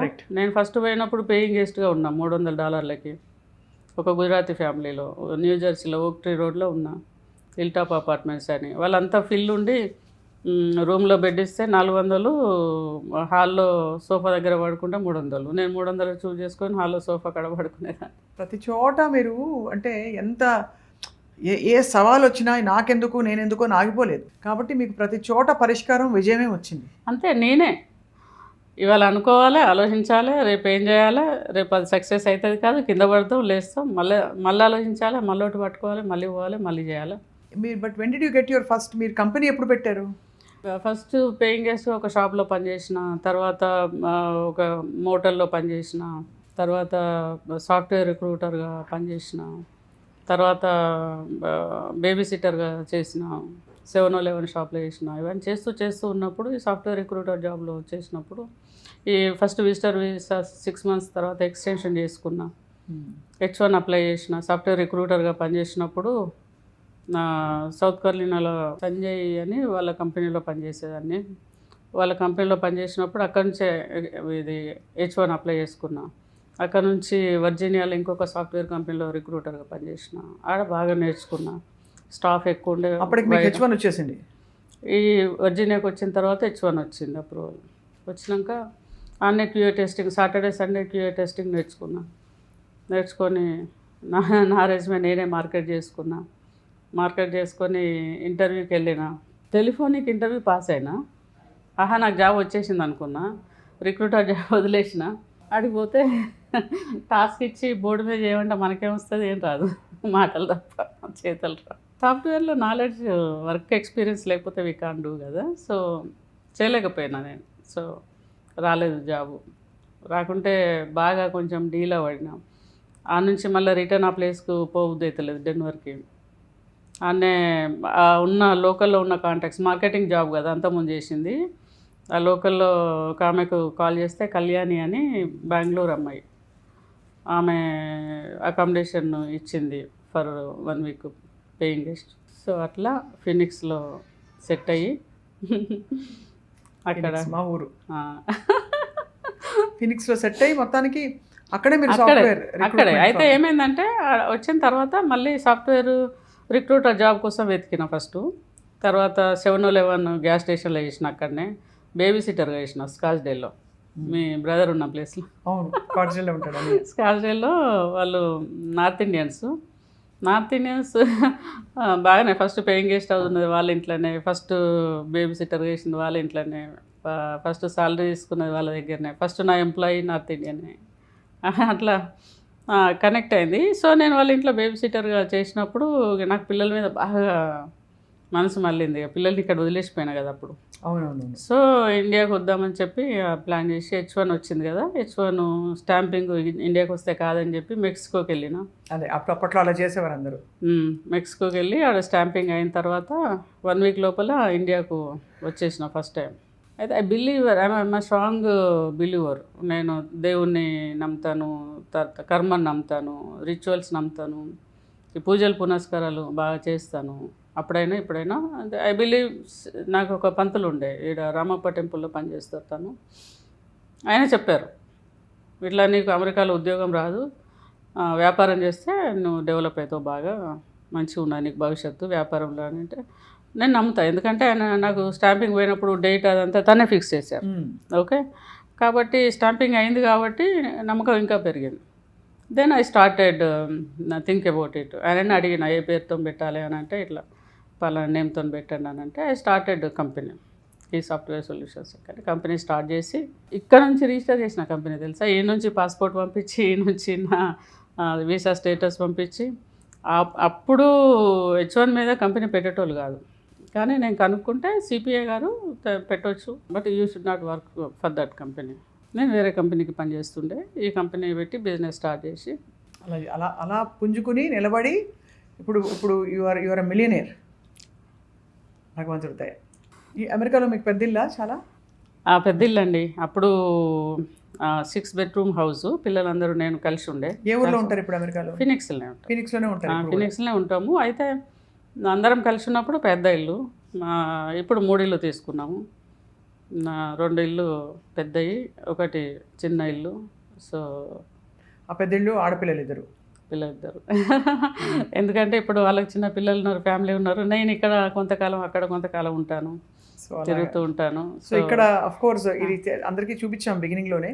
జ్యోతిరెడ్డి గారిని ఇన్వైట్ చేయడానికి కొంపల్లిలోని వాళ్ళ ఇంటికి మనం వెళ్ళాము, సుమన్ టీవీ నుంచి ఇన్వైట్ చేయాలని చెప్పి. సో అది చూసారు మీరు ఆల్రెడీ బిగినింగ్లో. సో కొంపల్లిలో ఉంటూ అక్కడ అమెరికాలో మీకు ఒక ఇల్లు ఉంది. అండ్ ఇప్పుడు కానీ విశేషం ఏంటంటే, ఇంత అలసిపోయాక ఎవరైనా అబ్బా ఉన్న సంపాదించుకునే డబ్బులన్నీ ఎంజాయ్ చేద్దాము, ఊర్లు తిరుగుదాము, చక్కగా వేరే వేరే దేశాలకు వెళ్దాము, కిట్టి పార్టీలకు వెళ్దాం, ఫ్రెండ్స్తో ఎంజాయ్ చేద్దాం, ఇట్లా ఉంటుంది. మీరేమిటి మళ్ళీ సేవలో పడిపోయారు. చాలా సోషల్ వర్క్ చేయాలి, ప్రజల మధ్య ఉండాలి, కష్టపడే ఆడపిల్లలకి మహిళలకి చాలా చేయూతనివ్వాలని ముందుకు వచ్చారు. ఇది ఏమైందంటే, నేను ఎక్కడో ఏం లేకుండా పెరిగిన కదా, ఇండియాకి వచ్చినప్పుడు ఫస్ట్ ఆర్ఫన్ హోమ్స్కి వెళ్ళిన. ఒక 42 హోమ్స్ విజిట్ చేసిన ఇయర్ ఆఫ్ 2010లో చేసి. ఫస్ట్ నాకు 2007లో Ambedkar open university silver jubilee function అయినప్పుడు గంటా చక్రపాణి గారు అక్కడ నుంచి, అంటే అచీవర్లో చూసినప్పుడు నా పేరు కనపడి తను పిలిచి ఆ సిల్వర్ జూబ్లీలో వాళ్ళు హానర్ చేశారు. ఆ రోజు ఇండియాలో చాలామందిని కలిసిన తర్వాత నేను నా గురించి మాట్లాడేటప్పుడు చాలా ఎమోషనల్, మీలాగా ఇవాళ అయినట్టు చాలామంది అక్కడ చాలా ఎమోషనల్ అయిపోయి, అది విన్న తర్వాత కే శ్రీనివాస్ గారు ఆంధ్రజ్యోతి నుంచి నా ఇంటర్వ్యూ చేశారు. జ్యోతి బనే జ్వాల అని ఆ క్యాప్షన్తోనే ఆర్టికల్ రాశారు. ఫ్రంట్ పేజీలో ఫోటో వేసి లోపల స్టోరీ రాసి వేశారు. దాంతోనే జనాలందరికీ తెలిసిపోయింది. ఆ తర్వాత పిల్లల పెళ్ళిళ్ళు అయ్యేదాకా నేను కామ్గున్నా. ఇంటర్వ్యూలు ఇవ్వడానికి అన్ని ఛానల్స్, అన్ని పేపర్స్ అడిగారు నన్ను, ఇవ్వలేను. 2010 వరకు కామ్గున్నా. కానీ పిల్లల పెళ్ళిళ్ళు అయిపోయిన తర్వాత 11లో నాకు బాగా లోన్లీనెస్ వచ్చేసింది. సో నేను శ్రీకృష్ణ చాంటింగ్ చేస్తున్నా. ఎక్కువ సౌండ్కి హానెస్ట్లీ చెప్తున్నా, నాకు వినిపించింది, నా మనసు నాకు చెప్పిందా నాకు వినిపించింది, ఎక్కడి నుంచి వచ్చినామో అక్కడికి పోవని. నేను ఒక 15 డేస్లో టికెట్ బుక్ చేసుకొని ఇండియాకి వచ్చిన. సీరియస్లీ నేను అన్ని అనాథ హోమ్లు, ఓల్డ్ హోమ్లు అన్నీ పోయినా. ఒక 42 హోమ్స్ నోట్స్ రాసుకున్నా. అక్కడ ఏమేమి అవసరాలు ఉన్నాయో చూసిన, కనెక్ట్ అయినా హోమ్స్కి. ఆ హోమ్స్లో వాళ్ళని కలిసి వాళ్ళ ప్రాబ్లమ్స్ రాసుకొని, ఇక్కడ ఏమేమి ఇష్యూస్ అని చూసినప్పుడు వాళ్ళకు ఏం హక్కులు లేవు. వరంగల్లో నుంచి కొంతమంది పిల్లల్ని తీసుకొని పోయి ఢిల్లీలో, అప్పుడు ఏపీ భవన్ 70 మంది పిల్లల్ని తీసుకొని పోయి వారం రోజులు ఉన్నాం అక్కడ ఉండి రిప్రజెంటేషన్ ఇచ్చినాం.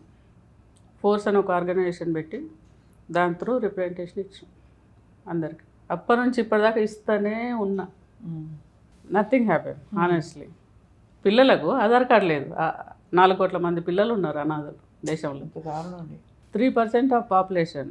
How come? నేను ప్రణబ్ ముఖర్జీ గారిని కలిసినప్పుడు అడిగిన, ఈ పిల్లలకు బతికే హక్కు లేదా? ఈ పిల్లలకు మనం ఏం చేయలేమా? ఈ పిల్లలకు ఇట్లనేనా? నేరస్తులు అవుతున్నారు వాళ్ళు. So they are becoming criminals sir. We have to do something. Please sir.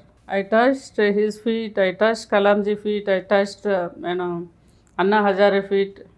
I met so many MPs, including Sharad Pawar, including Chandresh Kumari, Sonia Gandhi's friend, and Smriti Irani, nowadays leader. And I met so many MPs, you name it, I met. And I met CM Garu, KCR Garu. I met all cabinet ministers and BRS. And I met almost every minister. కానీ వీళ్ళకి Aadhaar card లేవు. Then and now, no Aadhaar card, no health card, no Aadhaar card, no education support, no moral support, no ethical support, no homes, no food, nothing from the government. They are living in the mercy of private people, and all private hostels are there in Telangana and anywhere. I went so many states, even other states, even other countries. అక్కడ కూడా అలా లేదు అట్లా ఎక్కడ లేదు. రీసెంట్గా యూపీలో ఎక్కడో పార్షియల్గా ఆధార్ కార్డు కొన్ని ఎంక్వైరీ చేసి ఇస్తున్నారని తెలిసింది, కానీ నాకు అది కూడా దొరకలేదు. నేను రీసెంట్గా కలిసింది రాజమౌళి గారి ఫాదర్ని, విజయన్ ప్రసాద్ గారు. కలిసి సార్ ఇట్లున్నది పరిస్థితి అని చెప్పి నేను డాక్యుమెంటేషన్ అంతా చూపిస్తే తను వెంటనే పవన్ కళ్యాణ్ గారి పిఏకి కాల్ చేశారు. కాల్ చేసి ఇట్లున్నది పరిస్థితి, ఈ అమ్మాయి ఇట్లా అక్కడనే పెరిగింది కాబట్టి ఆమె ప్రాబ్లమ్స్ అని తెలుసు, అర్థమవుతుంది, సో అది చూడండి అని చెప్పారు. ఎంత మీరు ఎందుకు పట్టించుకోవాలి చెప్పండి? మీరు పడ్డ కష్టానికి మీరు మీ గురించి బాధపడుతూ ఉండిపోవచ్చు. నేను ఆ రోజు నాకు అలా అయింది ఇలా అయిందని.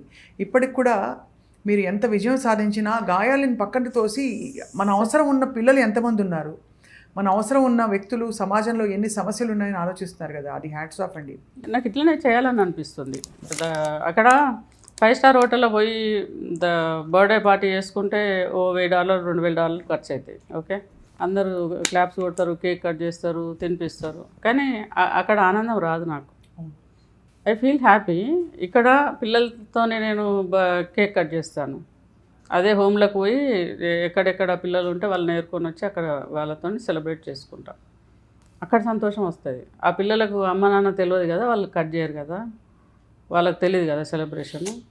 సో వాళ్ళతో ఉన్నప్పుడు సంతోషం వస్తుంది. అంటే సంతోషం అంటే చాలా రకాలు ఉంటుంది స్వప్న. కొందరు తింటే ఎంజాయ్ చేస్తారు, తాగుతూ ఎంజాయ్ చేస్తారు, తిరుగుతూ ఎంజాయ్ చేస్తారు. నాకు ఇదే సంతోషం. నాకు ఇంట్లోనే సంతోషం కనిపిస్తుంది. హానెస్ట్గా కనిపిస్తుంది. ఇప్పుడు హన్మకొండలో మల్లికాంబ మనోవికాస కేంద్రంలో మెంటల్లీ ఛాలెంజ్డ్ కిడ్స్ ఉన్నారు. అక్కడికి వెళ్తే పిల్లలు ఇట్లా హగ్ చేసుకుంటారు. వాళ్ళకి ఏం తెలియదు పాపం. మస్తు అనిపిస్తుంది తెలుసా. అంటే నేను మిస్ అయినా కదా హగ్, నాకు తెలుసు దాని వాల్యూ తెలుసు నాకు. I feel so good, so warm. ఇప్పుడు నేను మొన్న ఢిల్లీలో ఏదో పని మీద వెళ్ళినప్పుడు అక్కడ దిశ హోమ్కి వెళ్ళిన. నేను మీకు ఇస్తా వీడియోస్, ఫొటోస్. ఎట్లా పట్టుకుంటారంటే వాళ్ళు, they don't know anything, but still when ever I go they hug and they spend time, they laugh at me. నా స్పెట్స్ గుంజుకొని పెట్టుకుంటాడు. ఎంత హ్యాపీ అనిపిస్తుంది అంటే ఐ రియల్లీ ఫీల్ గుడ్. అంటే మనం డబ్బులు ఎంత ఖర్చు పెడతాను అనేది పక్కకు పెడితే వాళ్ళతో స్పెండ్ చేసే టైం నాకు చాలా ప్రీషియస్. చాలా ప్రెషియస్. అందులో మీ ప్రెషియస్ టైం కూడా వాళ్ళకి ఇస్తున్నారు, వాళ్ళ ప్రెషియస్ టైం మీకు ఇస్తున్నారు. తీసుకుంటాను వాళ్ళతో తింటా కూర్చొని. మా దగ్గర ఇప్పుడు టీటీఏ, మా తెలంగాణ అమెరికన్ తెలుగు అసోసియేషన్ వాళ్ళు సేవా డేస్లో డిసెంబర్లో ఇక్కడ ఉంటారు. మేము వాళ్ళను తీసుకెళ్ళినా, నేను అక్కడికి 2 times తీసుకెళ్ళినా. సో అక్కడ వాళ్ళకు ఇయరింగ్ మెషిన్స్ ఇవ్వటము, తర్వాత వాళ్ళకి అవసరం ఉన్నాయి కొనేటము. ఫినాన్షియల్గా కూడా సపోర్ట్ చేశారు మా వాళ్ళు. విజయపాల్ గారు, వంశీ, నవీను, చంద్ర, వీళ్ళు అక్కడికి వచ్చినప్పుడు ఎమోషనల్ అయిపోయి ఏడ్చి వాళ్ళతో ఆడి పాడి డాన్స్ చేసి, మీకు విజువల్స్ చూపిస్తే you can believe. They given some sponsorship. ఇప్పుడు మీ లక్ష్యం ఏంటి జ్యోతి గారు? What is your ambition? మీరు ప్రజలతో ఉండాలని ఎప్పుడు నేను చూస్తూ ఉంటాను, ఆ తపన. ఇండియాలో ఆర్ఫన్ ఫ్రీ కంట్రీ కావాలంటే ఏం చేయాలంటే ఆర్ఫన్స్ని కంప్లీట్గా ఎరాడికేట్ చేయలేం నిమిషంలో, గంటల్లో, రోజుల్లో. ఇప్పుడు నారీ శక్తి అని, మహిళా శక్తి అని మోదీజీ చాలా చేస్తున్నారు కదా. అట్లనే అనాథ శక్తి అని ఎందుకు చేయకూడదు? ఎవరు లేని వాడికి నేనున్నానని వచ్చి ముందుకొచ్చే పరిస్థితిలో ఉండాలి. ఉండాలి కదా. అంటే ఇప్పుడు మరి వాళ్ళకు ఓటు హక్కు లేదని పట్టించుకుంటలేదా? గవర్నమెంట్ ఎందుకు పట్టించుకుంటలేదు? ఇగో దీనికోసం ఫైట్ చేస్తా, అదేమన్నా కానీ, ఎంత అన్నా కానీ. ఎక్సలెంట్ అండి. అసలు అలాగే ఆదివాసులకి మీరు వాళ్ళకి చదువు కోసం అలాగే ఇక్కడ ఎంపవర్మెంట్ ఇది కూడా ఏమైందంటే లాస్ట్ సమ్ ఇయర్స్ నుంచి ఓపెన్ యూనివర్సిటీలో నాకు అది లైఫ్కి బ్రిడ్జ్ అదే కదా నా కెరియర్కి. ఓపెన్ యూనివర్సిటీ డిగ్రీ లేకపోతే ఇంత దూరం రాదు నా లైఫ్. అంతకుముందు 10th స్టాండర్డే కదా. ఏదైనా చేయాలని ఉండే. గంటా చక్రపాణి గారు మా గురువు, పుష్ప చక్రపాణి గారు ప్రొఫెసర్, తను కూడా అక్కడే పనిచేస్తారు. I was keep on asking from many years. రీసెంట్గా ఒకసారి వాళ్ళు సమత అని ఒక ప్రోగ్రామ్ కింద కొన్ని డిఫరెంట్ చేస్తున్నామని చెప్పారు. చెప్తే నేను యూఎస్ నుంచి వచ్చి వెళ్ళి యూనివర్సిటీలో 2-3 మీటింగ్స్ అయినాయి మాకు. అండర్స్టాండింగ్లో నాకు వాళ్ళు చెప్పింది ఏంటంటే ఆదివాసీలు తెలంగాణ నుంచి అన్ని ప్లేస్ల నుంచి ఇంతమంది ఉన్నారు, వాళ్ళకు మీరు సపోర్ట్ చేస్తామని అంటే బాగుంటుంది అంటే డెఫినెట్గా నాకు రూరల్ ఏరియాకు చేసుడే ఎక్కువ ఇష్టం. డెస్టిట్యూట్ ఉమెన్, తర్వాత ఆర్ఫన్స్, లేకపోతే సపోర్ట్ లేని వాళ్ళు, లేకపోతే ఫినాన్షియల్గా లేని వాళ్ళు, రూరల్ ఏరియా అంటే ఇక్కడ ఉన్న వాళ్ళకి కొంచెం అవేర్నెస్ ఉంటుంది కదా, వాళ్ళకి అసలే ఉండదు. వాళ్ళు వచ్చి చదువుకుంటే బాగుంటుందని ఆలోచించినప్పుడు and they gut very good admission. Last 1 year నుంచి ఎక్సైజ్ చేస్తున్నాం దీని మీద. So finally we got 377 students including transgenders. మొత్తం దగ్గర 400 అంటే 378 మంది 378 మంది ట్రాన్స్జెండర్లు ఆదివాసీల్లో చాలా మంది. ఎక్కడ కర్నూలు నుంచి, వరంగల్ నుంచి, రూరల్ ఏరియాస్, ఆదిలాబాద్ నుంచి, నిర్మల్ నుంచి, మహబూబ్నగర్ నుంచి, కార్నర్ ఏరియాస్ నుంచి వాళ్ళందరినీ ఐడెంటిఫై చేసి చదివిస్తున్నారు మీరు. స్టార్ట్ అయింది ఎడ్యుకేషన్, వాళ్ళు అడ్మిషన్ తీసుకున్నారు. ఇప్పుడు మొన్న ఇక్కడ ఒక ప్రోగ్రామ్ చేసాం 14th రోజు యూనివర్సిటీలో, ఓపెన్ యూనివర్సిటీలో. చక్రపాణి గంట గారు యూనివర్సిటీ నుంచి ఆర్గనైజ్ చేశారు. ఓపెన్ యూనివర్సిటీలో గవర్నర్ గారు వచ్చారు. ఫస్ట్ తను తెలంగాణకు వచ్చిన తర్వాత ప్రతాప్ శుక్ల గారు వచ్చారు. గవర్నర్ గారు వచ్చారు ఆ ప్రోగ్రామ్కి. పిల్లలంతా వచ్చారు. గవర్నర్ చేతుల మీదుగా చెక్కులు ఇప్పుడు ఫస్ట్ అయితే ఒక 2,000 వాళ్ళ ఎంపవర్మెంట్ అంటే వాళ్ళ అవసరాల కోసం ఇచ్చాం, చెక్కులు ఇష్యూ చేసినాము. ఎంత గొప్ప జీవితాన్ని 378 మందికి. సో స్టార్ట్ చేసినాము. 3 years రెస్పాన్సిబిలిటీ అది. సో డిగ్రీ ఎగ్జామ్ రాసినాక మళ్ళీ అంటే వాళ్ళు డ్రాప్ అవుట్ కాకుండా ఉండడానికి financial support. And mean while if they want to do any training they can do training and they enter in to the job. 10,000 20,000 వస్తాయి కదా, అవి సంపాదించుకుంటూ కంటిన్యూ చేయాలని. సో ఎక్కడ స్టాప్ కావద్దు, డ్రాప్ అవుట్ కాకుండా. ఈ 3 years ఫస్ట్ జనరేషన్ వీళ్ళు చదువుకునేటోళ్ళు. ఇప్పటి వరకు వాళ్ళ ఇంట్లో డిగ్రీ చదివిన వాళ్ళు లేరు. సో దేవుని దయ వల్ల ఈ అవకాశం దొరికింది కాబట్టి. ఎంత గొప్ప జీవితాన్ని మీరు మలుచుకున్నారు. ఎంత కష్టపడినా కూడా ఓడిపోలేదు, ఓడిపోకూడదని చెప్పి ఒక ఎగ్జాంపుల్గా నిలిచారు జ్యోతి గారు మీరు. అయినా నేను ఓడిపోలేదని ఎంఎస్కో పబ్లిషర్స్ వాళ్ళు బుక్ పబ్లిష్ చేశారు. వల్లీశ్వర్ గారు ఎడిట్ చేశారు, నేను రాసిన. చాలా ఇన్సిడెంట్స్ ఇప్పుడు మీకు చెప్పని చాలా ఉంటాయి. చెప్పేంత అవకాశం ఉన్నాయి. కొన్ని ఇన్సిడెంట్స్ చెప్తే చదివి చాలామంది ఇన్స్పైర్ అయ్యి కాకతీయ యూనివర్సిటీలో చదివేటోళ్ళైనా, పాలిటెక్నిక్లో లెసన్ ఉన్నది అది చదివేటోళ్ళైనా, డిప్లొమా కోర్సెస్లో ఉన్నది అది చదివేటోళ్ళైనా, ఈ బుక్ చదివేటోళ్ళైనా డెఫినెట్గా పర్సనల్గా అయితే కరేజియస్గా తయారవుతున్నారు. అది నాకు బ్లెస్సింగ్. చాలామంది birthday gift, marriage day gift, ఈ ఎమోషనల్గా ఏమైనా ఇష్యూస్ ఉన్నప్పుడు కూడా చాలామంది పోలీస్ ఆఫీసర్స్ చెప్పారు మా దగ్గర పెట్టుకొని, వాళ్ళు వచ్చినప్పుడు ఇష్యూస్తో వస్తారు కదా, వాళ్ళ దగ్గరికి వచ్చినప్పుడు ఈ బుక్ ఇస్తాం చదువుకొని మళ్ళీ రమ్మని చెప్పి. నాకు అదే మాట కమలాసన్ రెడ్డి గారు చెప్పారు. అదే మాట మా దగ్గర నుంచి డిఎస్పి గారు, మా వరంగల్ డిఎస్పి గారు చెప్పారు. కాళీదాస్ గారు సిఐ గారు చెప్పారు. అదే మాట ఏసీపీ గారు చెప్పారు. అదే మాట సిపి గారు చెప్పారు. సజ్జనార్ గారి దగ్గరికి పోతే కూడా గుర్తుపట్టిల్లు జ్యోతిరెడ్డి అని. అంటే my journey is an example for courage. అంతే కదా, ఇన్స్పిరేషన్. Okay, first courage. అంటే కష్టాలు వస్తాయి పోతాయి, రాకుండా ఎట్లుంటాయి. నేను లాస్ట్ టైం మీకు ఇంటర్వ్యూలో చెప్పిన 100 సార్లు చచ్చిపోయినాక 101 సార్లు లేచింది జ్యోతిరెడ్డి. ఫీనిక్స్ బర్డ్ అని స్టోరీ కూడా రాసిన నాది నమస్తే తెలంగాణలో. ఫినిక్స్లో ఉన్న కాబట్టి ఫినిక్స్ బర్డ్ అని అంటే 7 times ఇంకోటి అది అది పడి లేస్తుంది కదా పైకి, యాషెస్ నుంచి మళ్ళీ అక్కడిక్కడ కూడా కాదు, నిప్పులో నుంచి మళ్ళీ పుడుతుంది కదా. సో అదే జ్యోతిరెడ్డి గారు, జ్వాలగా మారింది జ్యోతి, అసలు అది కూడా అద్భుతం కదా. తను ఎట్లా రాశారు క్రియ శ్రీనివాస్ గారు, ఎంత బ్లెస్డ్ అంటే మీరు పడిన కష్టాలన్నిటికీ అక్కడ చిన్న బుజ్జి పిల్ల హార్ఫనేజ్లో ఉండే ఆ బుజ్జి పిల్లని ఎత్తుకుని వచ్చేయాలని ఉంది నాకు ఆ జ్యోతిని. అలా చూస్తే ప్రతి స్టేజ్లో మిమ్మల్ని వచ్చి ఇలా హత్తుకుని తీసుకొచ్చుకుని మిమ్మల్ని చూసుకోవాలని అంత ప్రేమ కలుగుతోంది మీ మీద జ్యోతి గారు. నాకే కాదు, చూసే ప్రేక్షకులందరికీ.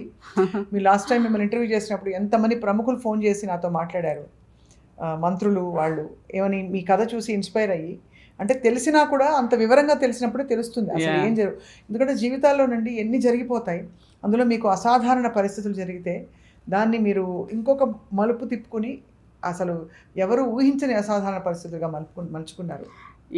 చాలా అండి. ఎక్కడ అయినా కూడా అక్కడే తప్పకుండా ఇంటర్వ్యూ చేసినప్పుడల్లా ఇంకొక పెద్ద ఛానల్ వచ్చి చేయటం. ఇప్పుడు తమిళ్లో ఉన్నది బుక్, ఇప్పుడు కన్నడలో ఉన్నది, ఇంగ్లీష్లో ఉన్నది, వేరే లాంగ్వేజెస్లో కూడా చాలా ట్రాన్స్లేట్ అవుతుంది. ఇప్పుడు హిందీలో, గుజరాతీలో అవుతుంది, ట్రాన్స్లేట్ అవుతుంది. It is like a different journey. It is like everyday ఒక లెసన్, ఎవ్రీడే ఒక ఛాలెంజ్, ఎవ్రీడే ఒక థింగ్. తప్పకుండా చాలాసార్లు బెండ్ అయ్యే పరిస్థితులు, చాలాసార్లు భయపడే పరిస్థితులు, చాలాసార్లు చచ్చిపోయే పరిస్థితులు, చాలాసార్లు ఇబ్బంది పడతాం, ఆన్సర్ దొరకదు, ముడుచుకొని పడుకొని లేవకుండా ఉంటాం, భయం వేస్తుంది, తెలీదు ఏం చేయాలో తెలీదు, ప్రెషర్ ఉంటుంది. సమాజం తట్టుకోవాలంటే చాలా కావాలి, నాట్ ఈజీ. పైసలు ఉంటే సరిపోదు, చాలా విల్ పవర్ ఉండాలి, ధైర్యం ఉండాలి. ఒక స్త్రీ నెట్టుకు రావాలంటే so much we need. Hats off to you అండి, అసలు hats off hats off hats off మీకు శతకోటి నమస్కారం. Not easy. అది ఎట్లా అంటే ఎవ్రీడే ఛాలెంజ్. అంటే చాలీగా అని ఇంట్లో పడుకుంటే ఏమి ఉండదు ఇబ్బంది. నేను అట్లా కాదు కాబట్టి జడ్జ్ చేస్తూ ఉంటారు, ఇష్టం ఉన్నట్టు ఇబ్బంది పెడతారు. కానీ లక్ పార్ట్ ఏంటంటే నా విషయం వస్తే డిస్కరేజ్ అవ్వాలి చేయలేదు నన్ను సొసైటీలో. చిన్నప్పటి నుంచి చిన్న స్టేజ్ నుంచి కూడా నేను వత్సలాదేవి గారి దగ్గర, సూపరింటెండెంట్ దగ్గర ఉన్న తర్వాత చిన్న చిన్న ఉద్యోగాలు చేసిన, చిన్న ఇబ్బందులు అయినాయి.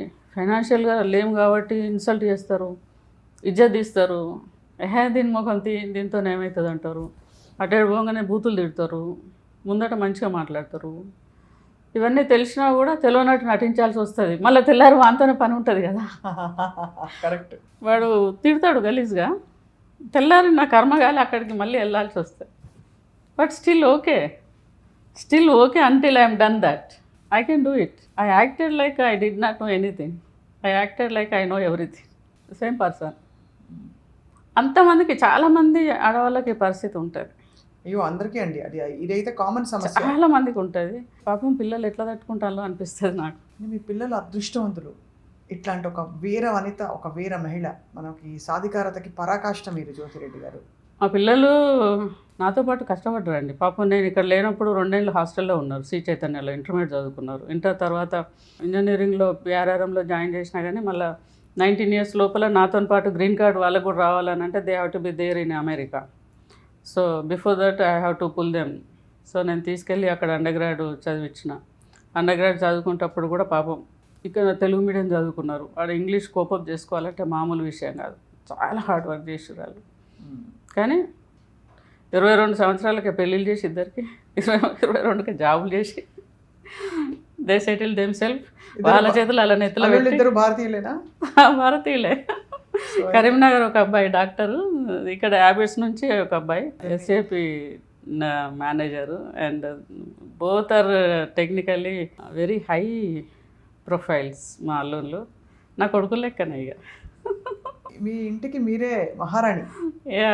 ఎట్లా అంటే అస్సలు ఇప్పటి వరకు ఇన్ని సంవత్సరాలు అయినా కూడా ఒక్క చిన్న పొరపచ్చా నా ఈయంపురాలతో కానీ, ఫ్యామిలీలతో కానీ, నా అల్లుళ్ళతో కానీ అందరూ మంచిగా ప్రేమగా ఉంటారు. నా బిడ్డలు, నేనేమంత కనబడంత యంగ్ కాదు, నాకు 4 గ్రాండ్ చిల్డ్రన్. ఎవరికి తెలియదు, ఇంకా నాకు ఆ చిన్నపిల్ల కనిపిస్తుంది. నాకు ఒక మనవడు, 3 మనవరాళ్ళు. అందరూ యువర్ ఎ బ్లెస్డ్ సోల్ జ్యోతి గారు. పిల్లలంతా కూడా చాలా ప్రేమగా ఉంటారు. అందరూ మమ్మీ అని పిలుస్తారు. నాకు నా పిల్లలు గుర్తొస్తే మీకు కొత్త అధ్యాయం మొదలైంది జ్యోతి గారు. మీ సమాజానికి మీ సేవలు, మీ స్ఫూర్తి అవసరం. ఇది మీ అవసరం కాదు. మీ జీవితం మీకు సపోర్ట్ ఇవ్వాల్సింది ఇచ్చేసింది. మీరు నిలబడ్డారు. మీరు అసలు మామూలుగా నిలబడలేదు, రాజ్యం చేస్తూ నిలబడ్డారు. కాలేజీలలో పోయి నేను కలిసిన అండి పిల్లల్ని, కలుస్తూనే ఉంటా ఇప్పుడు కూడా. నేను పోలీస్ డిపార్ట్మెంట్ని అడ్రస్ చేశాను, అడ్వకేట్స్ని అడ్రస్ చేశాను, అగ్రికల్చర్ పీపుల్ని అడ్రస్ చేశాను, నర్సులను అడ్రస్ చేశాను. స్టూడెంట్ దాదాపు 16,50,000 మంది స్టూడెంట్, అంటే రికార్డు ఉంటుంది నా దగ్గర. నాకు అప్పటి నుంచి ఇప్పటిదాకా 15 ఏళ్ళ నుంచి ఒక్కలే చూస్తారు రికార్డ్స్. ఆల్మోస్ట్ 16 లక్షల మంది ప్లస్ చిల్డ్రన్ని రీచ్ అయినా నేను. సో డెఫినెట్గా నా మాటలు విన్నవాళ్ళు ఇంటర్వ్యూస్లో కానీ డైరెక్ట్ ఫేస్ టు ఫేస్ కానీ ఒక 10%, ఒక 5% డెఫినెట్గా మోటివేట్ అయ్యి నిర్ణయాలు మార్చుకున్న వాళ్ళే ఉన్నారండి. హానెస్ట్గా 100% ఉంటారు. మిమ్మల్ని చూసి అసలు కష్టాలు అనుకున్న వాళ్ళందరూ వెనక అడుగు వేయాలి. చెప్తారు నాకు, మీ వల్ల ఇది జరిగింది, మీ వల్ల ఇది జరిగింది, మీ ఇంటర్వ్యూ విన్నాక ఇది జరిగింది. ఎక్కడ నేను ఫంక్షన్కి పోయినా ఒక్కరిద్దరని వచ్చి మీ గురించి చదివామండి, మీరు తెలుసండి మాకు అని చెప్తారు. మేము చాలా లాస్ట్ టైం ఇంకా మీరు కొత్తగా తెలుసుకున్నాం ఇవాళ మిమ్మల్ని. ఎందుకంటే ఎన్ని విషయాలు, కొత్త విషయాలు చెప్పారంటే ఇవాళ జ్యోతి గారు. Your a blessed soul. తప్పకుండా మీరు పబ్లిక్ సర్వీస్లోకి రావాలని మా కోరిక. మీరు తప్పకుండా మరి రాజ్యాధికారం మీకు ఇంట్రెస్ట్ ఉందో లేదో తెలియదు, కానీ I'm sure something wonderful is waiting for you. నా క్లాస్మేట్స్ వీళ్ళందరూ వావ్. ఇందాకనే వాళ్ళంతా ఒక దగ్గర ఉన్నారు, వాళ్ళు ఎంజాయ్ చేస్తా అంటే నేను మీ దగ్గరికి వచ్చిన. ఇందాక ఒక 1 అవర్ ఎక్స్ట్రా అడిగినా కదా, 1 to 2, ఇగో వీళ్ళ దగ్గరికి వెళ్ళాను. హాస్పిటల్ నుంచి అక్కడికి వెళ్ళి. So it is a blessing for me that మీలాంటి వాళ్ళు పిలిచి ఇంకా కొంచెం మందికి తెలియజేయటం అనేది, ఈ అవకాశం ఇవ్వటం అనేది, it is not so easy, not so simple, and thanks to media all the time you are with me. And ప్రత్యేకంగా నువ్వు ఇంటర్వ్యూ చేస్తే భలే అనిపిస్తుంది నాకు. అసలు ఇంటర్వ్యూ లెక్క ఉండదు కదా, యూఆర్ షేరింగ్, ఫ్రెండ్తో మాట్లాడినట్టే ఉంటుంది. You are sharing my pain. నాకు కూడా మళ్ళీ బ్రష్ అప్ అవుతుంది. వినే వాళ్ళకు కూడా నా స్టోరీలు అందరూ సింక్ అవుతారు. అంతే కదా. ఒక ప్రైవేట్ టీచర్ చేసేటోళ్ళు, ఒక బట్టల షాప్ పని చేసుకునేటోళ్ళు, ఒక షాప్లో పని చేసేటోళ్ళు, ఒక 150 రూపాయలకు పని చేసేటోళ్ళు, ఒక కూలీ పని చేసేటోళ్ళు, వ్యవసాయం పని చేసేటోళ్ళు, గవర్నమెంట్ టీచర్లు, తర్వాత ఒక బిజినెస్ ఉమెన్, అందరు సింక్ అవుతారు కదా. ఎవరెవరి కష్టాలు ఎక్కడెక్కడో ఒక దగ్గర వాళ్ళకు అటాచ్ అవుతుంది, ఆన్సర్ దొరుకుతుంది. మన స్టోరీలో, మన ఇంటర్వ్యూలో వాళ్ళకి ఆన్సర్ దొరుకుతుంది. అది చాలా నాకు సంతోషం అనిపిస్తుంది. అండ్ షేరింగ్ ఒక్కొక్కసారి నచ్చదు, ఏం చెప్తాము ఊకే కష్టాలు అని అనిపిస్తుంది. కానీ కష్టం చెప్పకపోతే ఓన్లీ నేను బెంజ్ కార్ నడుపుతాను అమెరికాలో ఇవ్వాలంటే ఎవరికి ఇష్టం చెప్పు? ఉన్నది నాకు బెంజ్ కార్, అయితే వాళ్ళకేమొస్తుంది? నాకు ఇల్లు ఉన్నది, వాళ్ళకేమొస్తుంది? నాకు షాపులు ఉన్నాయి, వాళ్ళకేమొస్తుంది? కాదు కదా. నాకు ఏం లేనప్పుడు ఏం చేసినా అనేదే చెప్పాలి. అందుకే నేను అమెరికా లగ్జరీ లైఫ్ గురించి మాట్లాడడం పెద్దగా నాకు ఇష్టం ఉండదు. ఇండ్లు ఉండొచ్చు, కార్లు ఉండొచ్చు, బంగ్లాలు ఉండొచ్చు, పైసలు ఉండొచ్చు, సో వాట్, నా వల్ల మీకేం ఉపయోగం అవుతుంది అనేది నాకు important. I don't show up. నేను బయటకు వస్తే అసలు నేను ఇది అని కూడా ఎవరు నన్ను గుర్తుపట్టారు. మీ మనస్తత్వం, మీ వ్యక్తిత్వం అలాంటిది. కానీ మన ఈ సంభాషణ కంటిన్యూ అవ్వాలి జ్యోతి గారు. మిమ్మల్ని కొన్ని రోజులకు ఒకసారి, కొన్ని నెలలకు ఒకసారి పలకరిస్తూనే ఉంటాం. మళ్ళీ మీ కథ వింటూనే ఉంటాం. అయినా మీరు ఓడిపోలేదని ప్రపంచానికి తెలియపరుస్తూనే ఉంటాం. ఆర్ఫన్ పిల్లల్ని అందరూ అడాప్ట్ చేసుకోండి, మీ ఇంట్లో పిల్లలు లెక్క చూసుకోండి, పిల్లల కోసం కొంచెం ఆలోచించండి. నేను మోదీజీకి, తర్వాత మన దగ్గర ఉన్న సీఎం రేవంత్ రెడ్డి గారికి చేతులైతే నమస్కరిస్తున్నా, విన్నవిస్తున్నా. ఆ పిల్లల గురించి ఆలోచించండి, ఏమన్నా చేయండి వాళ్ళ కోసం. ఆధార్ కార్డు ఇప్పించండి దయచేసి ప్లీజ్. స్వప్న, నువ్వు కూడా నా తరపు. నేను తప్పకుండా I'm with you in your mission. I'm with you. తప్పకుండా మనం కలిసి పనిచేద్దాం జ్యోతి గారు. నాది యూనిక్ డైలాగ్ ఒకటి ఉన్నది, ఎవరు కాంప్రమైజ్ కావద్దు, ఆ శక్తి నీకు ఉంటే ఏ శక్తి ఆపలేదు. ప్రతి ఒక్కరికి ఇదే డైలాగ్ చెప్తా. 100%. దానికి ఒక స్టాండింగ్ ఎగ్జాంపుల్. సో అయినా నేను ఓడిపోలేదు. సో మీరు కూడా ఓడిపోవద్దని కోరుకుంటున్నాను. థ్యాంక్ యూ సో మచ్ జ్యోతి గారు. Thank you.